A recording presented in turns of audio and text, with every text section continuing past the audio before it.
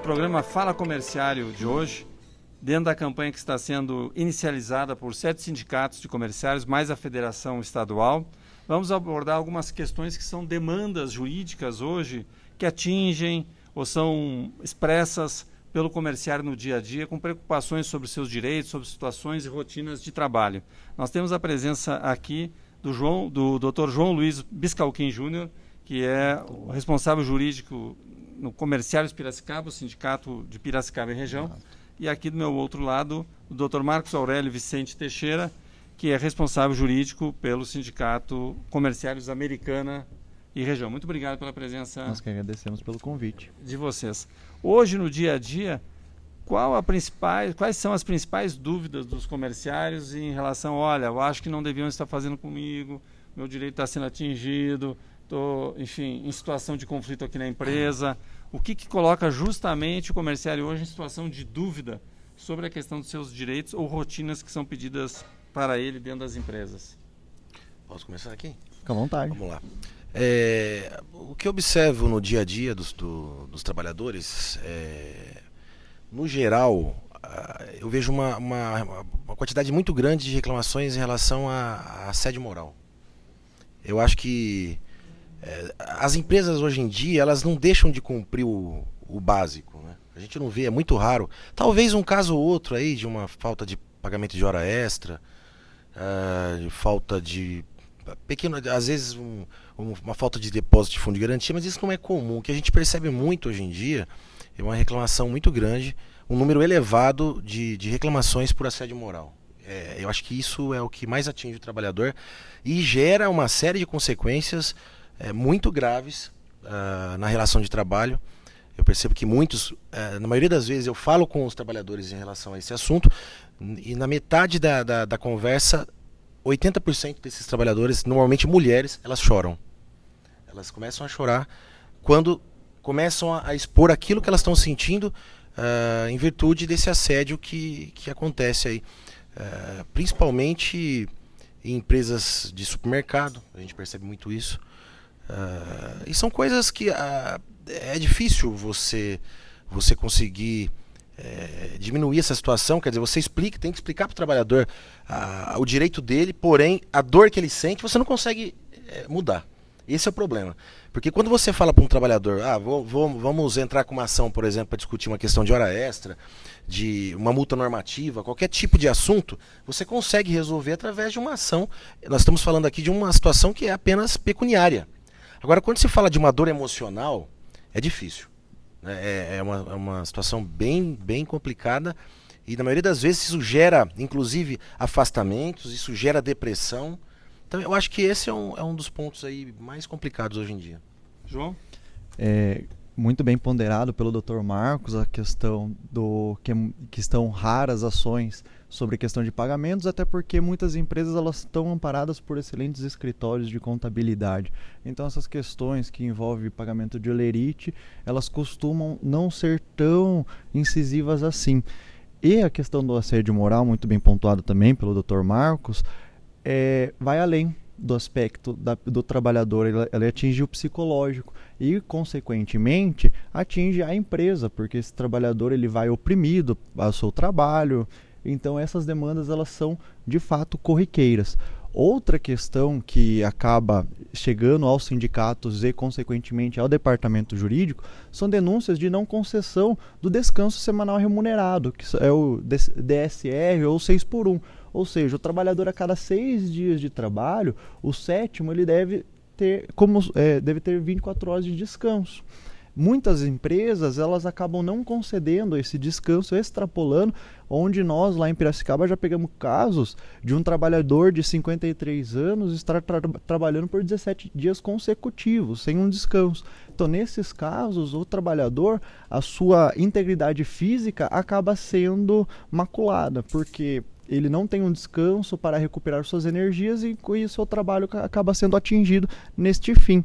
Outra questão que também envolve uma vitória do sindicato são os pagamentos do trabalho aos feriados. Hoje alguns sindicatos eles mantêm aqueles trabalhadores que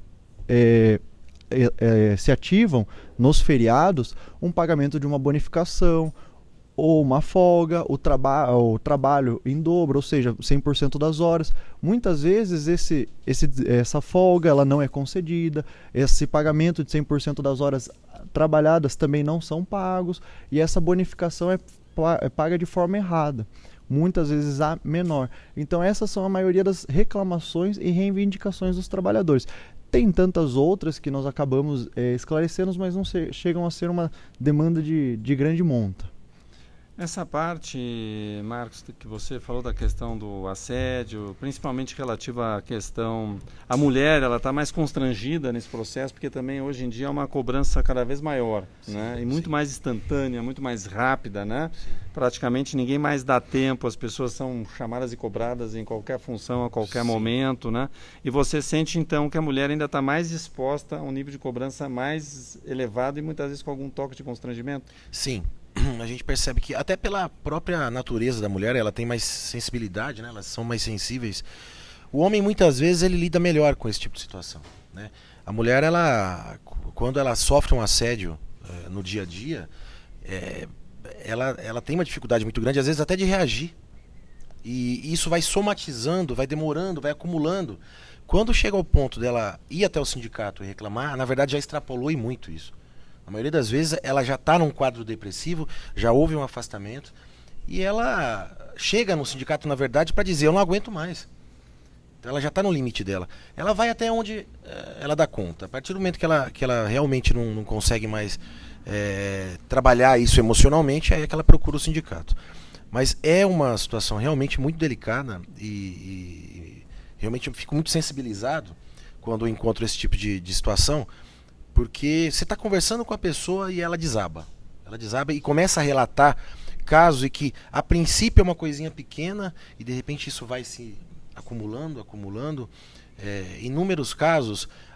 São tantos relatos de todos os tipos. Eu não estou falando aqui só necessariamente de assédio, obviamente, em relação a um assédio de cunho sexual. Não é nada, não só isso. Até isso acontece. Mas me parece que os casos... A maior parte dos casos são mais casos em que a empregada exige-se da empregada, por exemplo, funções que não têm a ver com o contrato dela. Ela não tem obrigação de cumprir determinadas funções. E aí ela, a princípio, aceita, daqui a pouco já virou obrigação, que não era obrigação. E começa a virar um desconforto no dia a dia. E quando ela se nega, aí vira uma guerra. Aí vira tortura psicológica. Então, quer dizer, muitas vezes, por não saber dizer não, ela entra nessa situação toda e depois não consegue sair. Então, é de todos os tipos, mas realmente isso me preocupa, me sensibiliza pela hipossuficiência dessas pessoas. A gente vê realmente, na prática, eu acho que uma das situações mais difíceis é que elas realmente estão num patamar de desigualdade, e que isso tortura elas psicologicamente. Você imagina uma pessoa chegar ao ponto de ter que procurar uma psiquiatra, de procurar até mesmo ser afastada pelo INSS e desenvolver uma doença grave. Eu já tive relatos e casos de funcionários, inclusive, que já tentaram suicídio. Quer dizer, obviamente que eu não estou dizendo que seja só por causa do ambiente de trabalho, mas que ela vive alguns problemas na vida pessoal que, somatizadas à questão do trabalho, isso realmente potencializa e chega eu já tive, sim, 3 ou 4 casos de pessoas que tentaram até mesmo suicídio. Então, eu acho que tem que ter um pouco de sensibilidade por parte do empregador, até mesmo nesses casos, né, de saber lidar com o ser humano, de não colocá-los como apenas um objeto de trabalho, né, eles realmente têm que ter uma sensibilidade em relação a isso. Então, é uma das coisas... me chama a atenção muito esse assunto, porque de uns 6 meses para cá eu tenho visto isso com uma frequência maior. E o quanto, João, muitas vezes um pouco desse assunto que o Marcos nos trouxe, às vezes está ligado também, digamos assim, é que hoje a gente vive num ambiente que a gente fala, não, tudo funciona um pouco na rede colaborativa, né? As pessoas têm que ocupar espaços que não estão ocupados, e muitas vezes se percebe que há espaços em qualquer tipo de processo, organização, que não está bem pensado, aí se pede para essa pessoa, se pede para outra essa pessoa. E muitas vezes aí as pessoas em qualquer organização, e principalmente os trabalhadores, vêm envolvidos com uma série de obrigações, digamos assim, de funcionalidade, né? Que não é a vocação inicial, e que às vezes isso acaba virando também uma obrigação real, né? Vocês lidam com casos assim, que a pessoa vai assumindo vários níveis de compromisso e tarefas e de repente continua estacionária, não há um reconhecimento e... Com certeza, na verdade isso tem um nome que é o acúmulo de função. E é algo que não é raro de se acontecer. Na verdade, o que era para, coloque entre aspas, é comum e até em pequenas empresas, onde que há uma contratação de uma pessoa para determinado cargo, ela acaba assumindo diversas outras, e o nome do trabalhador, até muitas empresas não usam mais o nome trabalhador, usa colaborador. Então, meio para macular ou maquiar essa função dele, acaba ele não só exigindo aquela função como o Marcos colocou como contratado inicialmente, ele acaba aderindo ou tantas outras, e isso acaba gerando um desânimo, porque ele não consegue exercer a função dele inicial com tanta excelência, porque ele tem que se desdobrar para outras, da qual ele não foi contratada, e ele acaba fazendo de forma mediana todas as funções da qual ele está acumulando. Por conta disso, ele não tem uma perspectiva de trabalho, não tem uma progressão e também não tem o seu trabalho reconhecido. Justamente por isso também que a legislação trabalhista e as convenções coletivas de trabalho /acordo, eles também protegem o trabalhador nesse sentido do acúmulo de função. E como vocês estão vendo no setor de comércio como um todo, assim, todas essas mudanças que houveram, foram regulamentadas, pelo menos, em que você tem assim um aumento grande exponencial de terceirizações, né? Muitas vezes eram de atividades que não eram as fins da empresa, né? Às vezes limpeza, uma parte do administrativo, zeladoria, vigilância, etc. Com mais o trabalho intermitente. A gente já tinha também a questão do programa aprendiz, né? Estágio. Sim. E mais a questão do trabalho intermitente agora, né?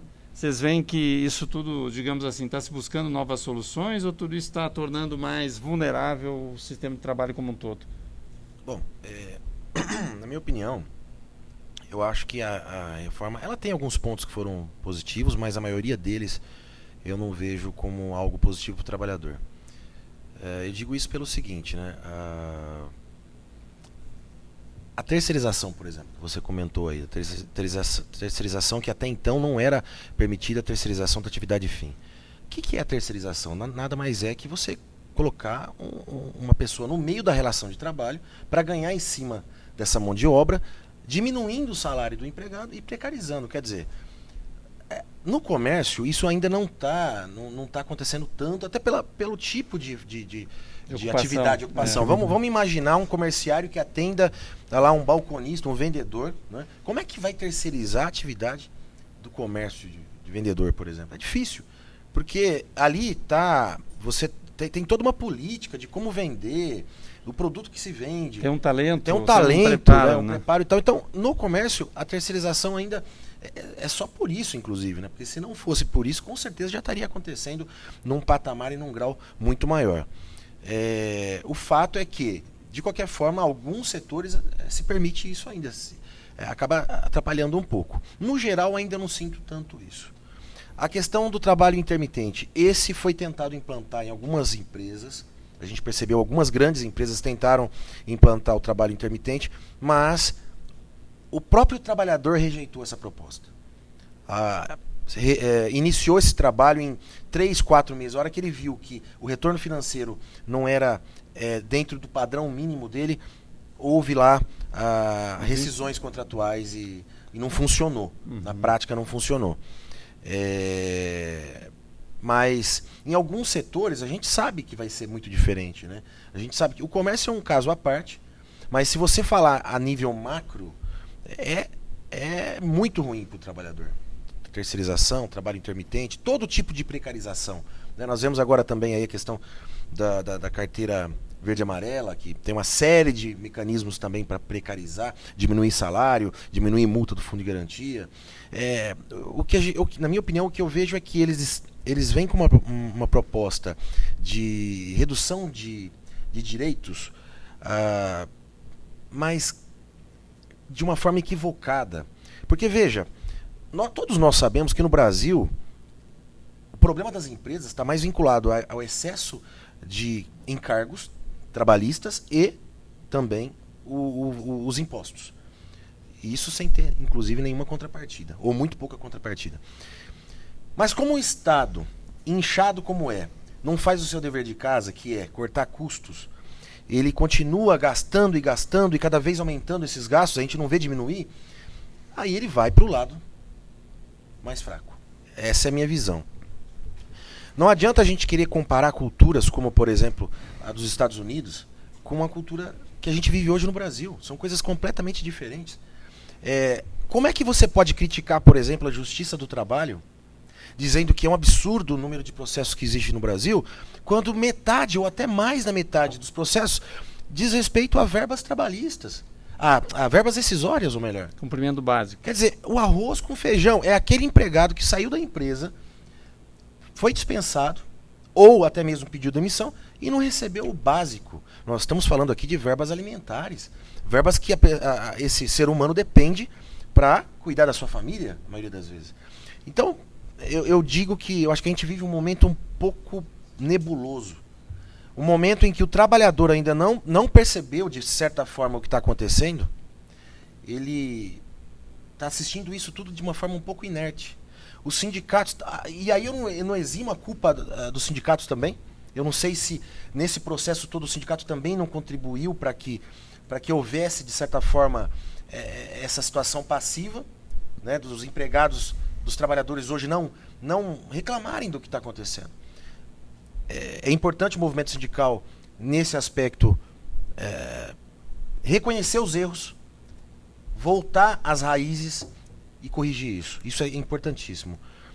Eu acho que o momento que a gente vive realmente é muito delicado e é preciso, dentro de uma crise, né, que a gente vive, uma crise a nível de direitos e tudo mais, é uma reflexão profunda nesse aspecto. É a hora da gente parar, verificar onde está o problema.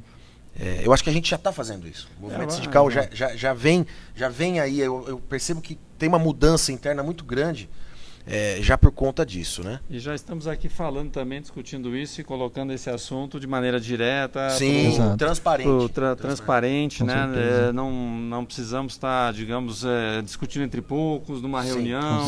Estamos aí colocando o assunto e procurando dar uma dinâmica para a pessoa poder entender e participar. Sim. João, sua visão sobre essa questão, né, das diversas modalidades novas aí de trabalho que de alguma maneira estão se sobrepondo dentro do comércio? Perfeito, eu vou cingir-se a nossa categoria, que é a categoria do comerciário. Eu só vou um pouco de contramão com a fala do Dr. Marcos, nessa questão que o sindicato de fato, acho que em algum momento da sua história não tomou a sua postura. Porém, atualmente eu vejo, com base no sindicato da qual nós representamos, que nós estamos, até a regional nossa, que está aqui presente, nós batalhamos e muito, e é por isso que muitas vezes eu acho que o trabalhador ainda não sentiu essas mudanças. A questão da terceirização, a questão do trabalho intermitente, a busca e do direito da questão da pejotização.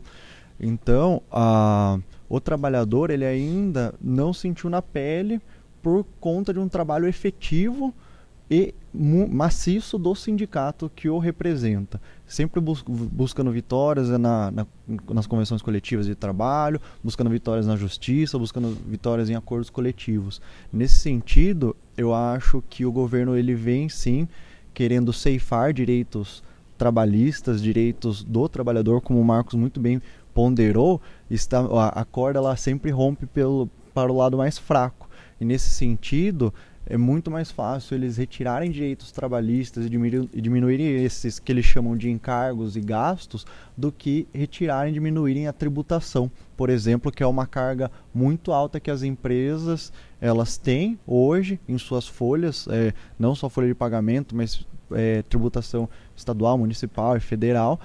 Porém, é mais fácil eles fazerem uma reforma, como vem sido nesse governo, por muitas medidas provisórias ainda que não tem urgência nenhuma, eles vêm maculando e ceifando direitos trabalhistas nesse sentido. Mas os sindicatos aqui, pelo menos da nossa base, da nossa regional, eles vêm lutando e muito efetivamente para blindar outros trabalhadores, os comerciários nesse sentido, nessas formas de contratação. Colocadas aí algumas questões, vou Deixa eu pedir só- só um encerramento de cada um, rapidamente também, né? Nós vamos tratar desse tema de relações de trabalho, direito de trabalho e questões das demandas dos comerciários na prática, tema por tema, ao longo dessa campanha Fala Comerciária, que certeza. justamente é uma janela para levar de forma direta, através da comunicação social, da digital e das redes sociais, esse tema a cada comerciário. Então, pedir uma falinha de encerramento, doutor Sim. Marcos Aurélio. Tá bom, vamos lá. Só para finalizar, dentro do que eu já tinha comentado anteriormente, veja, tem alguns pontos dessa reforma toda que está acontecendo aí que é muito difícil o sindicato conseguir segurar, como por exemplo, o banco de horas. Até então, o banco de horas, como é que funcionava? O sindicato tinha que assinar acordos coletivos para poder utilizar o sistema de banco de horas. Então, com a assinatura do acordo coletivo, nós conseguimos regulamentar de uma forma muito positiva para o trabalhador, ainda que a entidade obviamente preza pela hora extra, mas se for para implantar, que seja de uma forma mais leve, mais saudável para o empregado e que também o beneficie, não beneficie só a empresa. A partir do momento que foi aprovada a reforma trabalhista, o banco de horas passou a ser diretamente com o empregado. Não precisa mais da participação do sindicato. Veja, como é que fica a situação? Não tem mais a entidade que cria mecanismos de proteção. Um outro exemplo, PLR. PLR vem agora de uma forma, você colocar o lobo para cuidar do galinheiro. Você tem uma previsão hoje de uma comissão interna dentro de uma empresa que pode assinar o PLR diretamente com a empresa. Mas como assim? Aquela comissão, ela é subordinada à empresa, é funcionário da empresa. Então, são esses mecanismos que a gente vê aí que estão acontecendo. Eu penso que, na verdade, os empregados ainda não sentiram na pele, porque é muito recente. Isso inevitavelmente vai acontecer. Com o passar do tempo, isso vai acontecer. A não ser que a gente consiga, de uma forma ou de outra, aí, diminuir esses efeitos. E tomara. Mas o fato é que essas mudanças mexeram significativamente com toda a legislação trabalhista. Você pega a questão de jornada, a questão de PLR, a questão de terceirização, a questão do trabalho intermitente, são vários pontos muito sensíveis na relação de trabalho. Eu digo o seguinte, eu acho que é momento dos trabalhadores se despertarem para uma coisa, assim como os sindicatos também estão fazendo o seu papel. É preciso consciência coletiva. Sim. Nós não podemos pensar de forma individual. O mundo hoje, está muito individualista. Veja, o sindicato nasceu justamente no movimento de somar para ter força. Coletivo. É um movimento de natureza coletiva. Então eu acho que é um momento extremamente importante em que o trabalhador tem que ter essa consciência coletiva para que possa, inclusive, ajudar o próprio sindicato a combater esse tipo de situação que a gente está vivendo hoje. Perfeito. João? Eu vou ser um pouco mais singelo nas minhas ponderações finais, chamando o comerciário... Ele fala que está sempre sendo mais curto, mais singelo. Chamando o comerciário para esclarecer suas dúvidas. Todos os sindicatos eu conheço, não pessoalmente, mas conheço pelo menos a base e o departamento jurídico de cada um. Eu peço para que vocês vão até o seu sindicato. Caso vocês acham que algum direito seus não estão sendo impostos dentro da empresa, vão lá, tire suas dúvidas. O sindicato ele trabalha de forma com anonimato, ou seja, nunca será levado seu nome ao empregador, aos diretores, o departamento jurídico está aqui para isso. Então, nós podemos agir quando a denúncia chega a nós, ou seja, quando nós somos provocados. Nesse sentido, nós estamos aqui para auxiliá-los, para ampará-los. Agradeço, muito obrigado pela presença, Sérgio. Foi uma honra participar na mesa com vocês. Também. Obrigado. Presença aqui do João Luiz Piscalquim Júnior, responsável pelo setor jurídico do Comerciários Piracicaba e região, e o Marcos Aurélio Vicente Teixeira, responsável pelo jurídico do Comerciários Americana e região.